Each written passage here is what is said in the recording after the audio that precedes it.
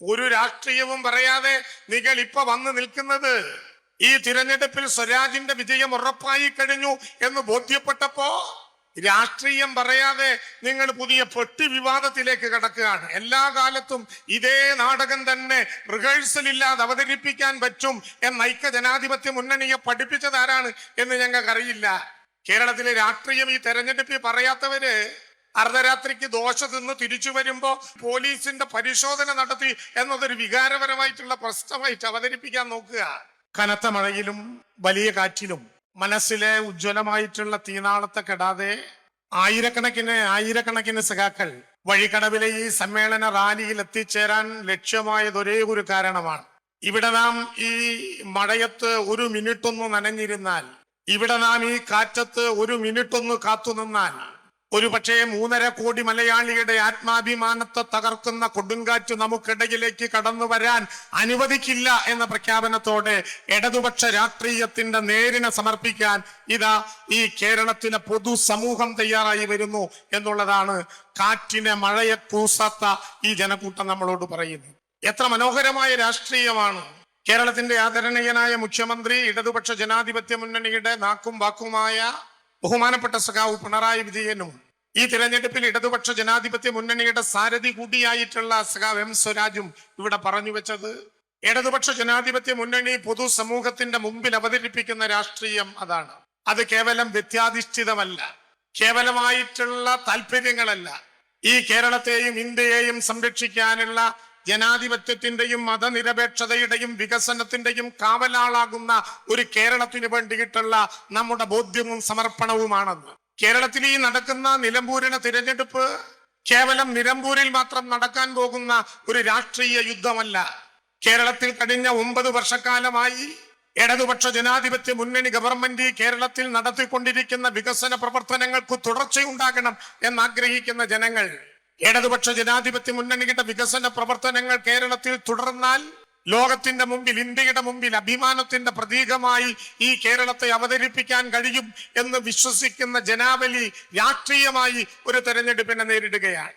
ഈ റാലിയിൽ ഉറപ്പിച്ചു പറയാൻ കഴിയും കേരളത്തിന്റെ ജനാധിപത്യ ബോധമാണ്. നോമിനേഷൻ തെറ്റില്ലാതെ പൂരിപ്പിച്ചു കൊടുക്കാൻ പറ്റുന്നവർക്കെല്ലാം നോമിനേഷൻ കൊടുക്കാൻ പറ്റുന്ന ഒരു തെരഞ്ഞെടുപ്പാണ് കേരളത്തിൽ നടക്കുന്നത്. ഉത്തരേന്ത്യയിൽ നടക്കുന്നത് പോലെ ഒരു തെരഞ്ഞെടുപ്പല്ല.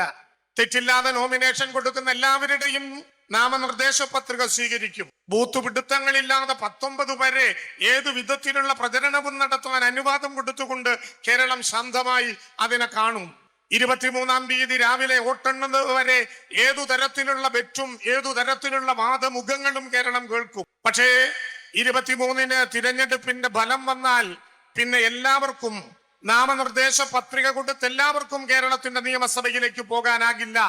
23-ാം തീയതി തിരഞ്ഞെടുപ്പ് ഫലം വന്നാൽ ഒരേ ഒരാൾക്ക് കേരളത്തിന്റെ നിയമസഭയിലേക്ക് പോകാൻ പറ്റുകയുള്ളൂ എന്ന് നമുക്കറിയാമെങ്കിൽ, അങ്ങനെ 23-ാം തീയതി ഈ നിലമ്പൂർ ആത്മാഭിമാനത്തോടെ കേരളത്തിന്റെ നിയമസഭയിലേക്ക് അയക്കാനുള്ള ഒരേ ഒരു പേരാണ് സഖാവ് എം സ്വരാജ് എന്ന ഇടതുപക്ഷ ജനാധിപത്യ മുന്നണിയുടെ സ്ഥാനാർത്ഥി എന്ന തിരിച്ചറിവ് നമുക്കിവിടെയുണ്ട്.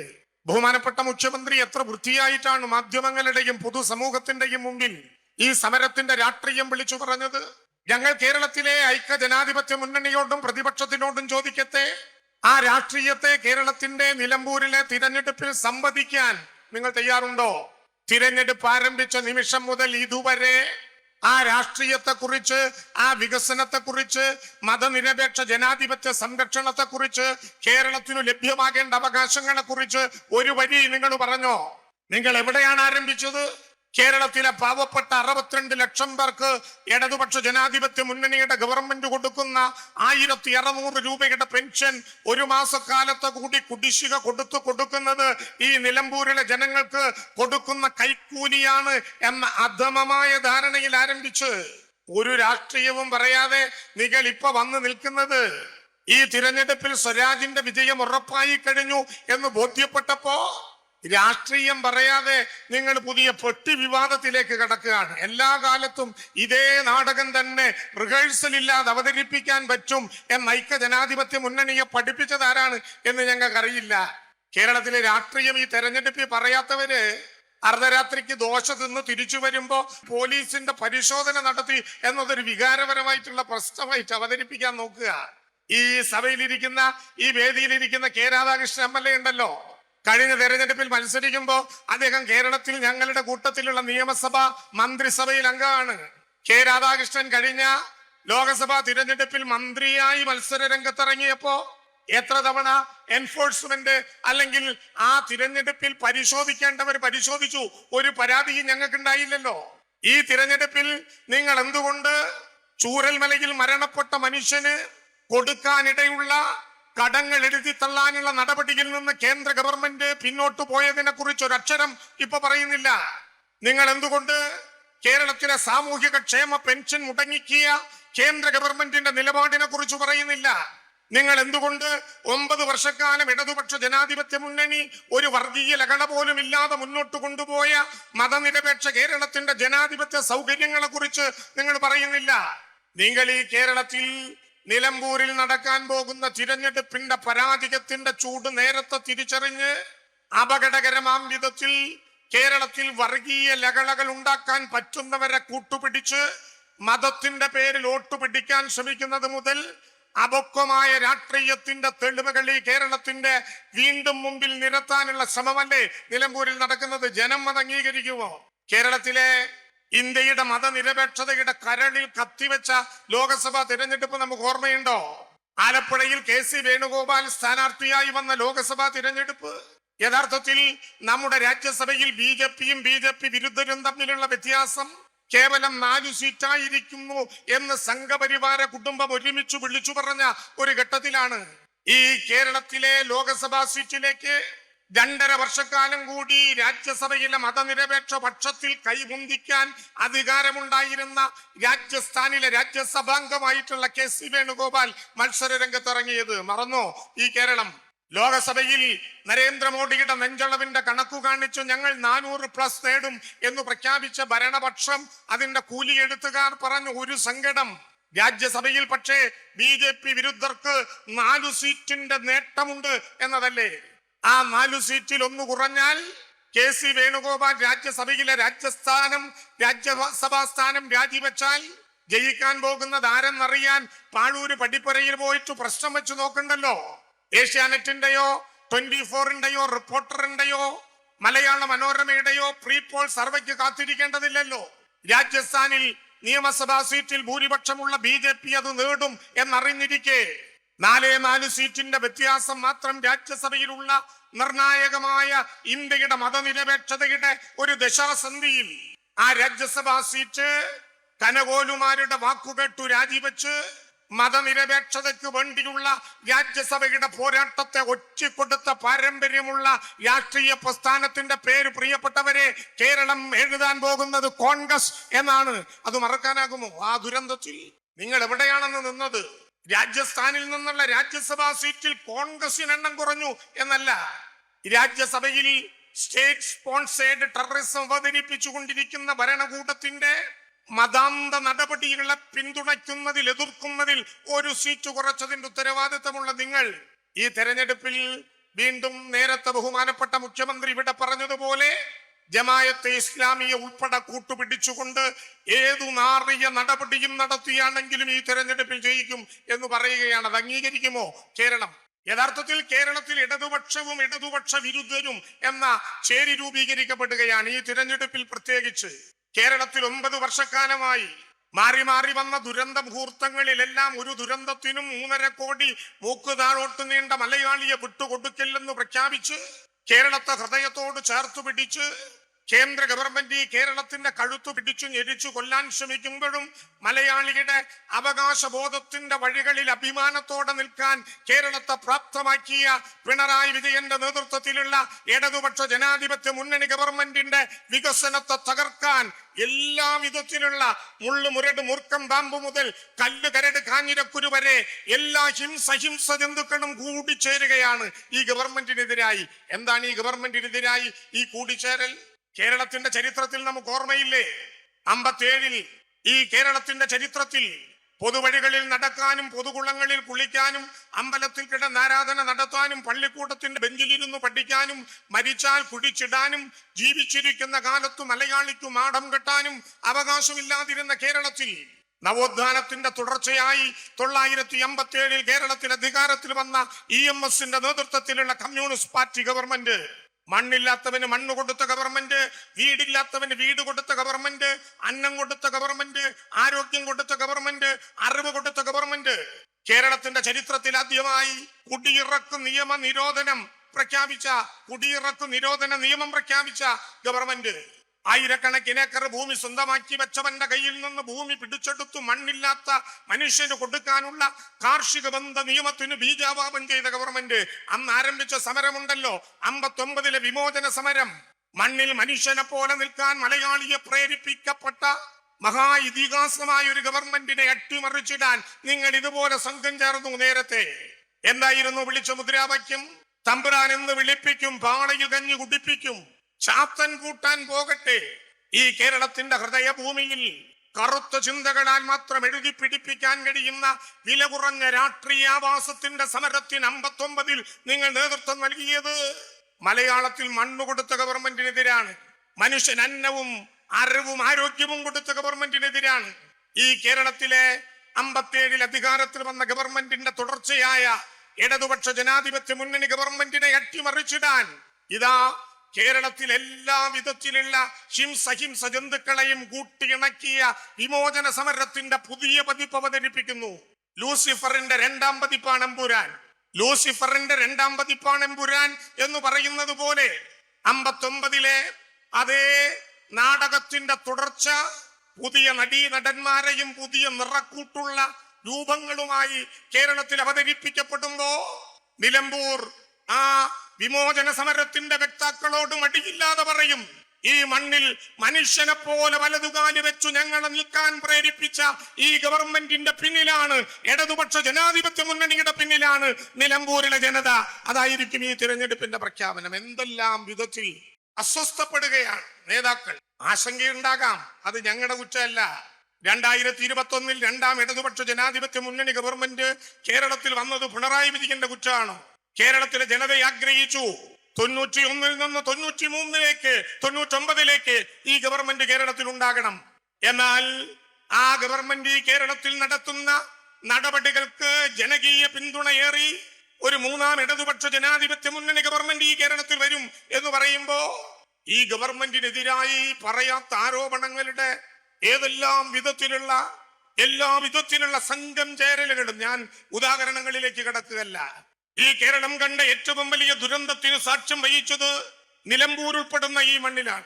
ഞാൻ ഇന്നലെയും മിനിഞ്ഞാന്നുമായി ചാലിയാർ പുഴയുടെ തീരത്തു നടന്ന കുടുംബയോഗങ്ങളിലേക്ക് പോകുമ്പോ അക്ഷരാർത്ഥത്തിൽ വിങ്ങുകയായിരുന്നു. പുന്നപ്പുഴയിൽ ഒഴുകി വീണ നൂറുകണക്കിന് മനുഷ്യരുടെ ശരീരഭാഗങ്ങൾ നാം അവസാനം കണ്ടുകിട്ടിയത് ഈ ചാലിയാറിന്റെ തീരത്താണ്. ജൂലൈ 30 പുഞ്ചിരിമുറ്റവും ഉണ്ടക്കയും അട്ടാമലയും ആറാമലയും ചൂരൽമലയും ഉൾപ്പെടുന്ന മേപ്പാടി പഞ്ചായത്തിലെ 10, 11, 12 വാർഡുകളിലുണ്ടായ മഹാദുരന്തം. ആഗസ്റ്റ് 11 അവിടെ സന്ദർശിക്കാൻ കൽപ്പറ്റയിലെ SKMJ സ്കൂളിലേക്ക് പറന്നിന്ത്യയുടെ പ്രധാനമന്ത്രി വന്നപ്പോ ദുരന്തത്തിനിടയിലും രാഷ്ട്രീയം നോക്കാതെ ഒരു രക്ഷകർത്താവ് വന്നു എന്ന് മാധ്യമങ്ങൾ എഴുതി ഇന്ത്യ രാജ്യത്ത്. ആഗസ്റ്റ് 11 അവിടെ വന്ന ഇന്ത്യയുടെ പ്രധാനമന്ത്രി ബെയിലി പാലത്തിൽ പോയി ഉണ്ണിമാഷും കുട്ടികളും പഠിച്ചും വളർന്ന വെള്ളാർമല സ്കൂളിലേക്ക് 100 മീറ്റർ നടന്നു.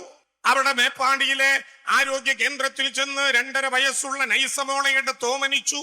മാധ്യമങ്ങൾ മുഴുവൻ മലയാളത്തിൽ മാത്രമല്ല ലിഖിതമായ ഭാഷയിൽ ഇറങ്ങുന്ന എല്ലാ ദിനപത്രങ്ങളുടെയും 1ാമത്തെ പേജിൽ ഇതാ 2.5 വയസ്സുള്ള കുഞ്ഞിനെ ഇന്ത്യയുടെ പ്രധാനമന്ത്രി കളിപ്പിക്കുന്നു എന്ന ചിത്രം വന്നു. 10 മാസക്കാലം കഴിഞ്ഞപ്പോ ഈ കേരളം തിരിച്ചറിയുകയാണ് ആഗസ്റ്റ് 11 അവിടെ ഇന്ത്യയുടെ പ്രധാനമന്ത്രി കളിപ്പിച്ചത് 2.5 വയസ്സുള്ള ഒരു കുഞ്ഞിനെയല്ല, 3.5 കോടി മലയാളിയെ കളിപ്പിക്കുകയായിരുന്നു ഇന്ത്യയുടെ പ്രധാനമന്ത്രി. 1 രൂപ ഈ കേരളത്തിന് ഇതുവരെ തന്നില്ല. ബഡ്ജറ്റ് അവതരിപ്പിക്കുമ്പോ കേന്ദ്ര ഗവൺമെന്റിന്റെ വിരോധം ഈ കേരളത്തിന് അറിയാമെങ്കിലും കേരളം പ്രതീക്ഷിച്ചു. അത് അവതരിപ്പിക്കുന്നത് ഒരു സ്ത്രീ ആയതുകൊണ്ട് തന്നെ ഒരു ചതുരശ്ര കിലോമീറ്ററിനകത്ത് 298 പേരുടെ മരണം വിതച്ച ചൂരൽമലയെ കുറിച്ചൊരു വാക്ക്, ഒരു തുള്ളി കണ്ണീർ, ഇത്തിരി പണം ആ പാവപ്പെട്ടവർക്ക് വേണ്ടി തരും. 1 രൂപ തന്നില്ല കേന്ദ്ര ഗവൺമെന്റ്. 4 ദിവസം മുമ്പിതാ കേരളത്തിന്റെ ഹൈക്കോടതിയിൽ പറഞ്ഞിരിക്കുന്നു, 2005 ദുരന്ത നിവാരണ നിയമത്തിലെ സെക്ഷൻ 13 പ്രകാരം ഡിസാസ്റ്റർ ഓഫ് സീവിയർ നേച്ചറായി പ്രഖ്യാപിക്കപ്പെട്ട ഒരു മരണത്തിൽ പ്രഖ്യാപിക്കപ്പെട്ട പ്രദേശങ്ങളിലെ പാവപ്പെട്ട ദുരിതബാധിതരുടെ കടങ്ങൾ എഴുതിത്തള്ളാനുള്ള അവകാശം ഞങ്ങൾ വേണ്ടെന്ന് വെക്കുന്നു. എന്തിന്? ആഗസ്റ്റ് 17 കേരളം കൊടുത്ത മെമ്മോറാണ്ടത്തിൽ കേരളം ആവശ്യപ്പെട്ടതാണ് ഈ ദുരന്ത നിയമത്തിലെ സെക്ഷൻ 13 നിങ്ങൾ ഉപയോഗിക്കണം. കേന്ദ്ര ഗവൺമെന്റ്, ദുരന്ത നിവാരണ അതോറിറ്റി വെറുതെ പറഞ്ഞതല്ല. കേരളത്തിലൊരു ബാങ്ക് ഉണ്ട്, കേരള ബാങ്ക്. പ്രിയപ്പെട്ടവർ, അഭിമാനത്തോടെ പറയട്ടെ, ആ ദുരന്ത ബാധിത വാർഡുകളിലെ മുഴുവൻ ആളുകളുടെയും കടങ്ങൾ എഴുതിത്തള്ളിയ ആദ്യത്തെ ബാങ്കിന്റെ പേര് കേരള ബാങ്ക് എന്നാണ്. അഭിമാനത്തോടെ ആ ബാങ്ക് അതെഴുതി തള്ളി. എന്നാൽ ദേശീയ ദുരന്ത നിവാരണ അതോറിറ്റി ഇപ്പൊ പറയുന്നു, ഞങ്ങൾ ആ സെക്ഷനെ എടുത്തു കളഞ്ഞു. ഒരു വികാരമുണ്ടോ? ഒരു ഇടപെടലുണ്ടോ? ഈ കേരളത്തിലെ ഐക്യ ജനാധിപത്യ മുന്നണിക്ക് ദുരന്ത മുഹൂർത്തത്തിൽ പോലും കേരളത്തെ ഒറ്റപ്പെടുത്തുന്ന കേന്ദ്ര ഗവൺമെന്റിനെതിരായി ഞാൻ പറഞ്ഞു വന്നത് അതല്ല. എന്നിട്ടും രണ്ടാം ഓണത്തിന്റെ ദിവസം തൈക്കാട്ടുശ്ശേരിയില് ഒരു വാർഷികാഘോഷത്തിന്, ഓണാഘോഷത്തിന് പോയി നിൽക്കുമ്പോ 12 ചാനലുകളുടെ ക്യാമറ. ഞാൻ അത്ഭുതപ്പെട്ടു, ആലോചിച്ചു. ഒരു മന്ത്രി പോകുമ്പോ ചാനൽ വരുന്നത് സ്വാഭാവികം. പക്ഷെ തൈക്കാട്ടുശ്ശേരിയിലെ കുഴിക്കാട്ടുശ്ശേരിയിൽ ഒരു പിന്നെ കാട്ടുകുഴിയിൽ ഒരു പിന്നെ ഓണാഘോഷത്തിന് ഇത്ര ചാനൽ വരേണ്ട കാര്യമുണ്ടോ? വെറുതെ വന്നതല്ല.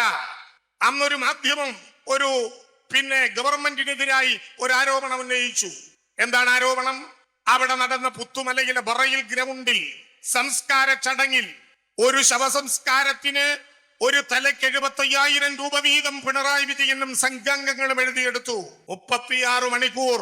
കേരളത്തിലെ പുത്തുമലയിലുണ്ടായ ദുരന്തത്തിന്റെ ഭാഗമായിട്ടുള്ള ബറയിൽ ഈ നാട്ടിൽ ആരെങ്കിലും കണ്ടിട്ടുണ്ടാകും എന്ന് ഞാൻ വിചാരിക്കുന്നു. ഈ ചാലിയാറിൽ നിന്ന് കൊണ്ടുപോയ മൃതശരീരങ്ങളും മൃതശരീരാവശിഷ്ടങ്ങളും ഉൾപ്പെടെ സാധാരണ ഗംഗയുടെ തീരത്ത് കണ്ടെത്താൻ പറ്റാത്ത മൃതശരീരങ്ങൾ കൈകൊണ്ട് തടാതെ JCBയിൽ കോരിയെടുത്ത് അടച്ചു മൂടുന്ന കാഴ്ച കണ്ട് മരവിച്ച മനസ്സോടെ നിന്ന ഈ രാജ്യത്തിന്റെ മുമ്പിൽ, ഓരോ കുഴിയുടെയും മുമ്പിൽ ഏറ്റവും സ്നേഹത്തോടെ സർക്കാരിന്റെ അന്ത്യോപചാരം അർപ്പിച്ച് സർവമത പ്രാർത്ഥന നടത്തി ഗൂഗിൾ സല്യൂട്ട് കൊടുത്ത് ഓരോ കുഴിക്കും കാവലായി ഒരു സർക്കാർ ഉദ്യോഗസ്ഥൻ നിന്ന് യുവജന സംഘടനാ പ്രവർത്തകർ സ്വന്തം അച്ഛന്റെയും അമ്മയുടെയും മൃതശരീരം പോലെ ആരെന്നറിയാത്ത മൃതശരീരങ്ങൾ സംസ്കാരം നടത്തിയ സ്ഥലമാണ് പുത്തുമല.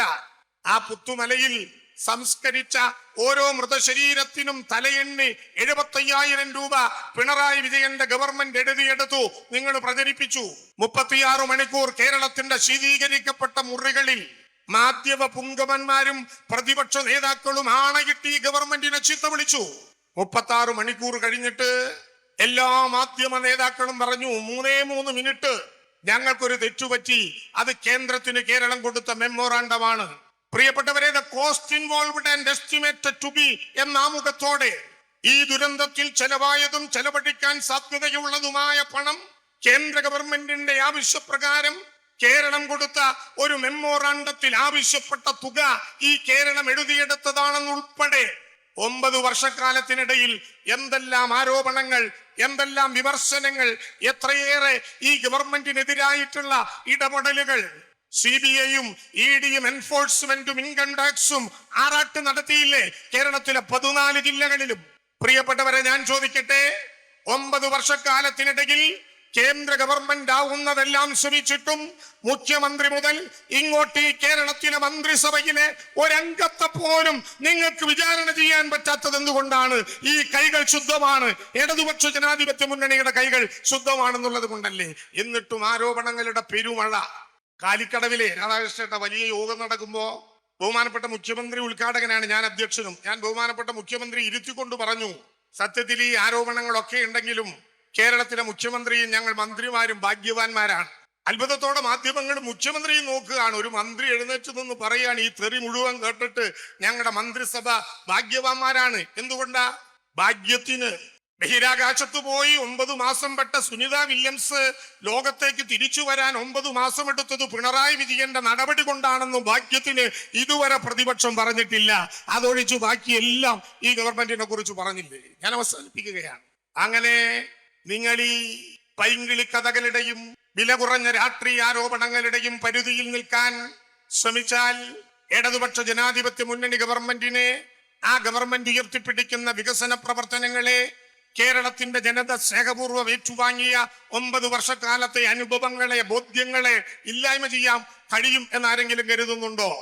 പ്രിയപ്പെട്ടവരെ, നിലമ്പൂർ ഉപതെരഞ്ഞെടുപ്പ് കേരളത്തിൽ നൽകാൻ പോകുന്നത് ഒരു സൂചനയാണ്. കേരളത്തിൽ നൽകാൻ പോകുന്നത് കാലങ്ങളോളം കേരളത്തിൽ ഹൃദയത്തിൽ സൂക്ഷിക്കാൻ പോകുന്ന ഒരു അനുഭവമാണ്. നിലമ്പൂരിലെ ഉപതെരഞ്ഞെടുപ്പ് പറയുന്നു, ഈ ഉപതെരഞ്ഞെടുപ്പ് കേവല രാഷ്ട്രീയ വിജയത്തിന് വേണ്ടി എല്ലാ മൂല്യബോധത്തെയും പണയം വെക്കുന്നവന്റെ ശവപ്പട്ടിയിൽ അടയ്ക്കുന്ന അവസാനത്തെ ആണിയായി ഈ തിരഞ്ഞെടുപ്പിന്റെ ഫലം ഈ കേരളത്തിൽ മാറാൻ പോവുകയാണ്.